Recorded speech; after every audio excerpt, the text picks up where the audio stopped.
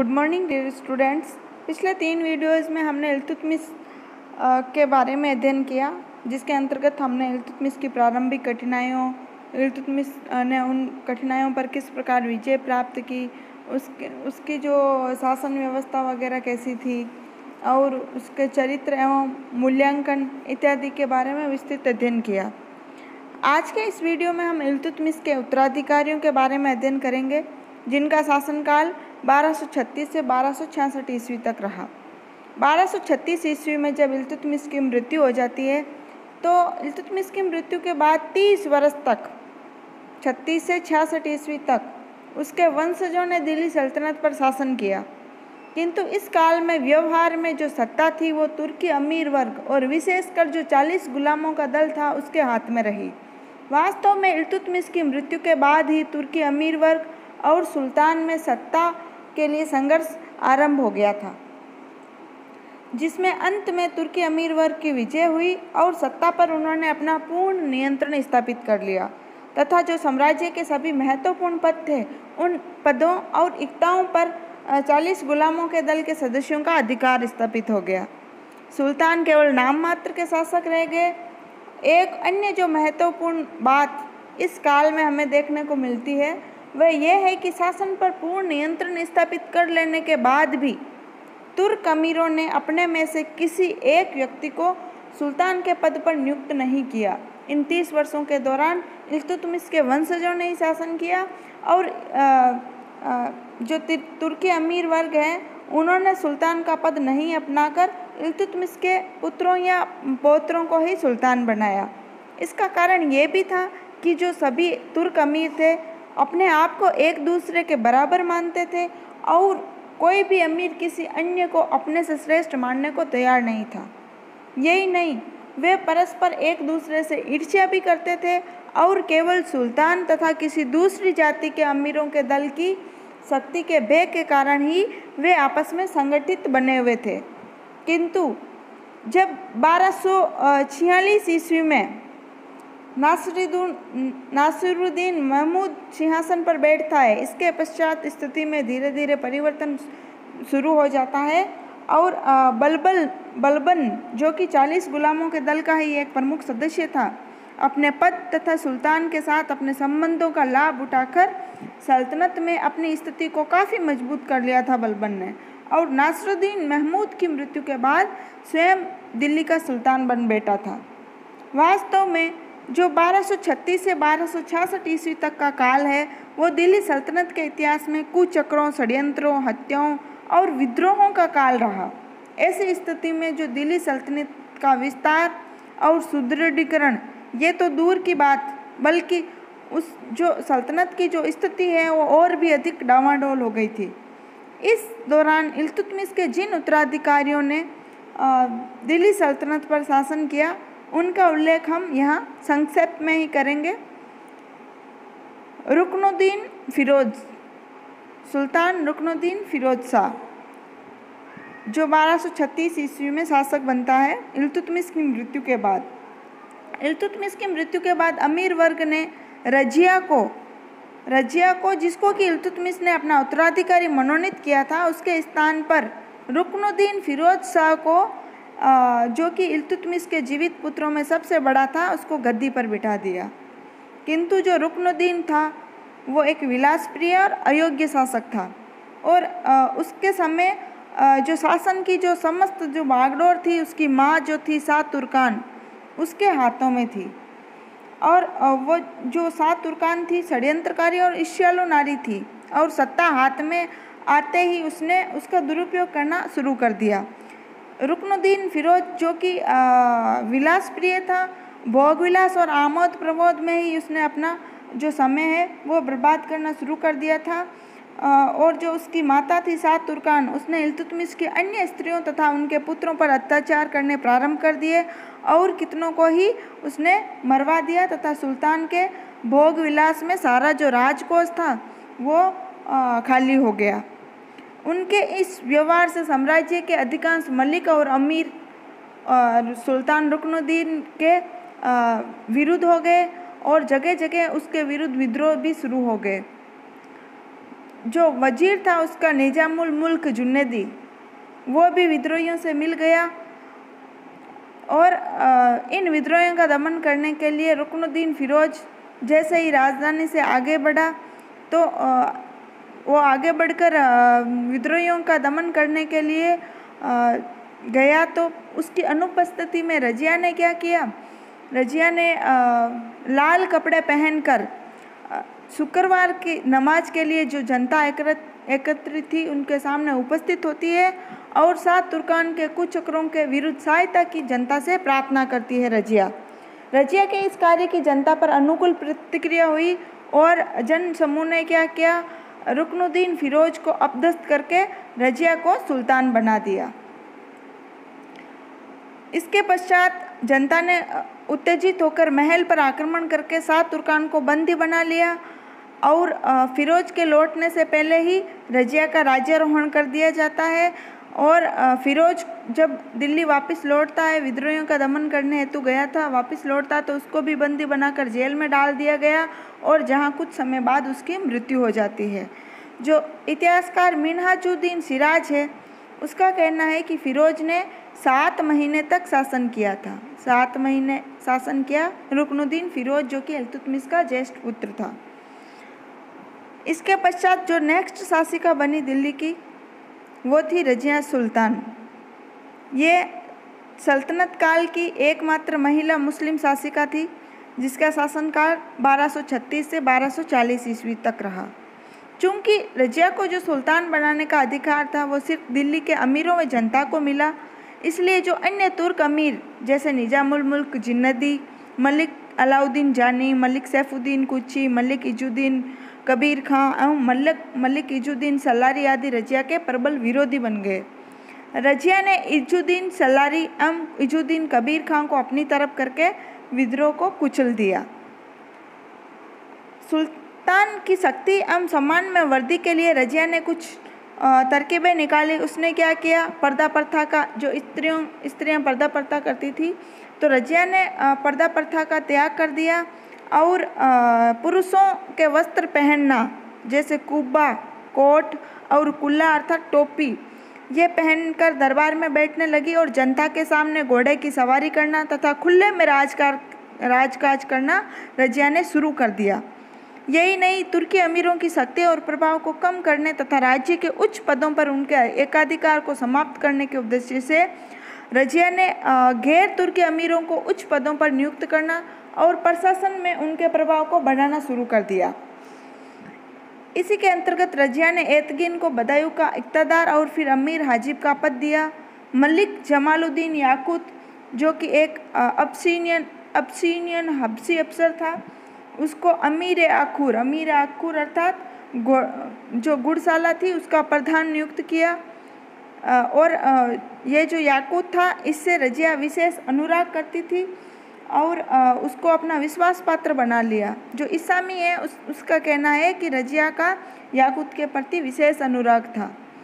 और जो अल्तुनिया था, अल्तुनिया को तबरहिंद अर्थात भटिंडा का इक़्तिदार नियुक्त कर दिया और कबीर खां को लाहौर का इक़्तिदार नियुक्त कर दिया।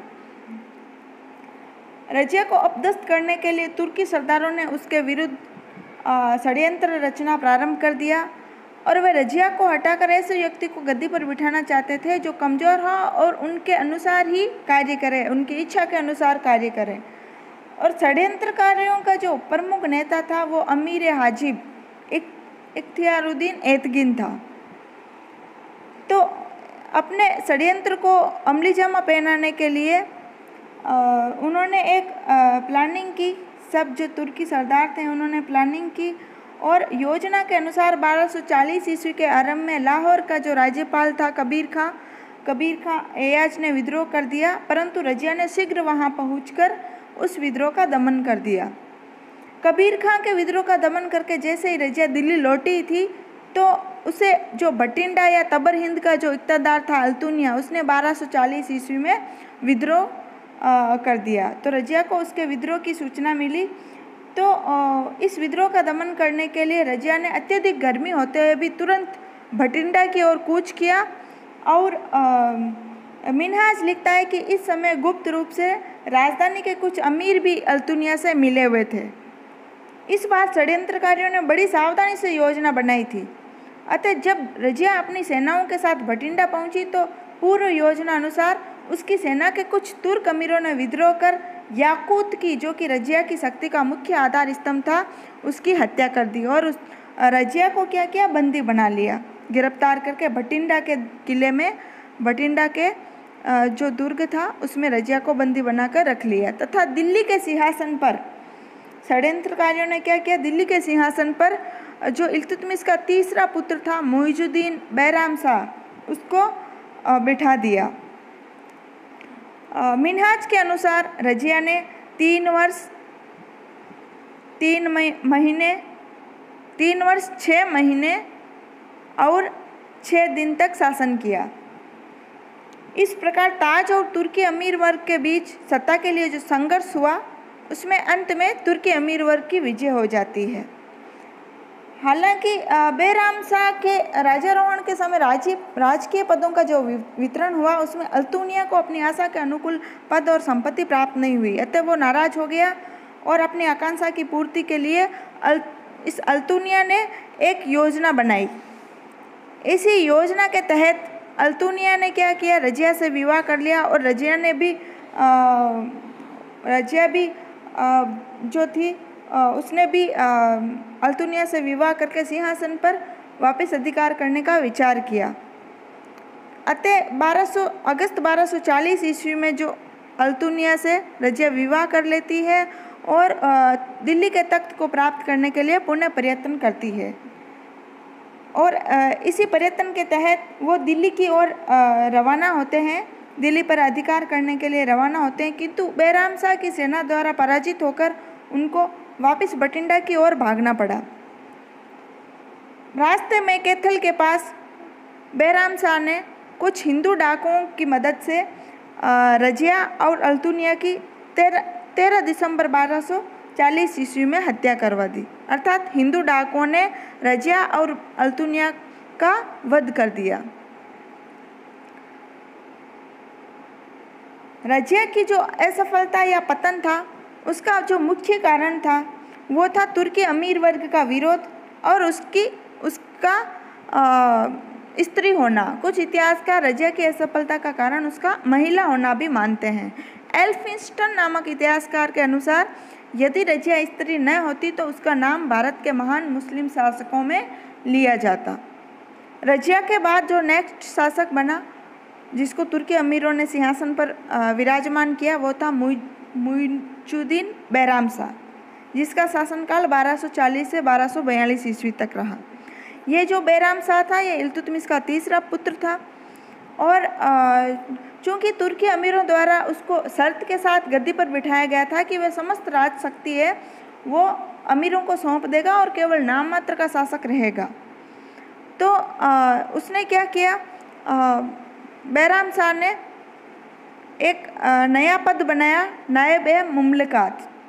नायब-ए-मुमलकात नामक एक नए पद का सर्जन तुर्की अधिकारियों की सत्ता को सुरक्षित करने के लिए किया गया।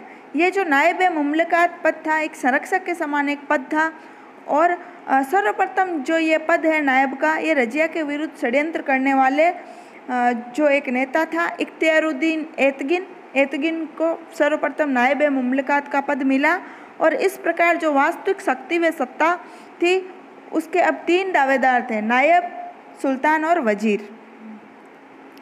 1241 ईस्वी में मंगोलों का आक्रमण होता है बैराम शाह के समय। मई 1241 ईस्वी में तुर्क सरदारों ने ये जो मंगोलों का आक्रमण होता है, इस मंगोलों के आक्रमण में मंगोल सेना ने लाहौर को घेर लिया तथा नगर की मंगोलों से रक्षा के लिए दिल्ली से एक सेना भेजी गई। वजीर भी इस सेना के साथ गया, किंतु मार्ग में उसने तुर्क सैनिक अधिकारियों को सुल्तान का एक जाली फरमान दिखाया। उस फरमान में ये लिखा हुआ था कि गुप्त रूप से सभी तुर्की अमीरों को बंदी बनाकर उनका वध कर दिया जाए।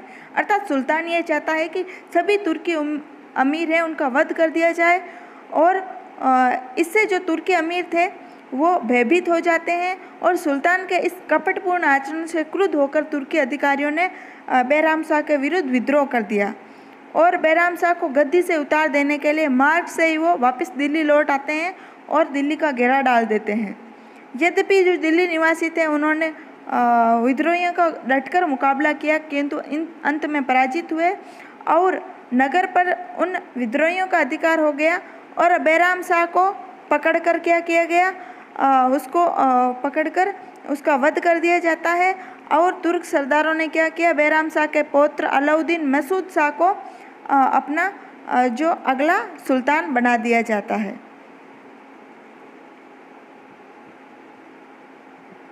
नेक्स्ट जो शासक है अलाउद्दीन मसूद शाह, इसका शासनकाल 1242 से 1246 ईस्वी तक रहा। इस दौरान जो समस्त शक्ति थी वो 40 सदस्यों के पास रही, चहलगानी के सदस्यों के पास, और जो सुल्तान था वो नाम मात्र के लिए ही था। ये जो था अलाउद्दीन मसूद शाह, ये रुकनुद्दीन फिरोज का पुत्र था। जो रुकनुद्दीन फिरोज जो कि इल्तुतमिश का पुत्र था, अर्थात ये अलाउद्दीन मसूद शाह इल्तुतमिश का पौत्र था। इस दौरान बलबन को हांसी का अख्तादार बना दिया जाता है और इसके बाद उसको अमीर हाजिब के पद पर नियुक्त किया जाता है। 1245 में मंगोलों ने उच्च पर अधिकार कर लिया, परंतु बलबन ने मंगोलों को उच्च से खदेड़ दिया।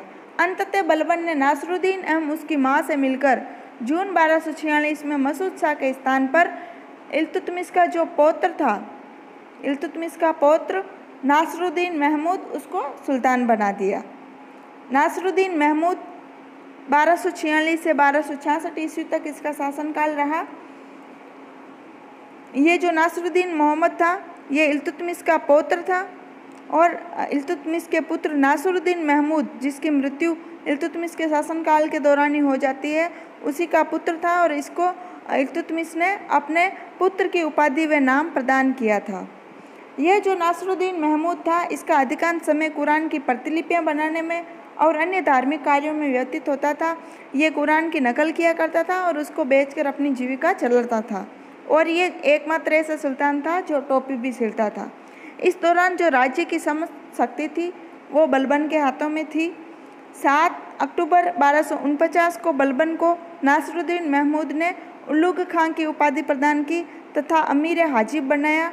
अगस्त 1249 में नासरुद्दीन महमूद के साथ बलबन ने अपनी लड़की का भी विवाह कर दिया। नासरुद्दीन महमूद के शासनकाल में भारतीय मुसलमानों का एक अलग दल बन गया था जो कि बलबन का विरोधी था और इस दल का नेता था इमामुद्दीन रिहान। रिहान जिसको एक धर्मच्युत में धर्म परिवर्तित करके मुसलमान बनाया गया, यह शक्ति का अपहरणकर्ता, यह षड्यंत्रकारी आदि कहा गया है। नासरुद्दीन महमूद ने रियान को नायब पद से मुक्त कर बलबन को नायब-ए-मुमलिकात के पद पर नियुक्त किया। 1249 ईस्वी में ही बलबन को नायब-ए-मुमलिकात के पद पर नियुक्त किया और 2 वर्ष 1253-54 को छोड़कर, जबकि इमादुद्दीन रेहान जो था वो उसके षड्यंत्र के कारण बलबन को नायब के पद से हटना पड़ा था। नासरुद्दीन की मृत्यु तक बलबन है इस पद पर बना रहा, नायब के पद पर। 1254 ईस्वी में बलबन को अपने संपूर्ण अधिकार वापस मिल गए, चूँकि जो रिहान ने षड्यंत्र किया था उसे बलबन के अधिकार छीन लिए गए थे और उसको नायब के पद से भी मुक्त कर दिया गया था। लेकिन 54 में वापस बलबन ने अपने संपूर्ण अधिकार प्राप्त कर लिए और संभवतः इसी समय बलबन ने सुल्तान से छत्र, जो शाही चांदोबा है, जो सुल्तान के पद का प्रतीक है, उसका प्रयोग करने की भी अनुमति मांगी और सुल्तान ने उसे अपने छत्र का प्रयोग करने की अनुमति दे दी। बलबन एकमात्र ऐसा व्यक्ति था जो सुल्तान न होते हुए भी सुल्तान के छत्र का उसने प्रयोग किया था। 1245 ईस्वी से सुल्तान बनने तक बलबन का जो अधिकांश समय है वो विद्रोहों को दबाने में बीता। 1259 में हलाकू जो मंगोल नेता था उसके साथ समझौता कर बलबन ने पंजाब में शांति स्थापित की। मिन्हाजुद्दीन सिराज जो कि सुल्तान नासरुद्दीन महमूद के शासनकाल में मुख्य काजी के पद पर था, उसने अपना ग्रंथ तबकात नासरी मिन्हाजुद्दीन सिराज ने अपना ग्रंथ तबकात नासरी सुल्तान नासरुद्दीन महमूद को ही समर्पित किया था। 1266 ईस्वी में नासरुद्दीन महमूद की अकस्मात मृत्यु हो जाती है और उसकी मृत्यु के बाद चूँकि नासिरुद्दीन महमूद के कोई पुत्र नहीं था तो बलबन उसका उत्तराधिकारी बना। आज का हमारा ये वीडियो यहीं समाप्त होता है। धन्यवाद।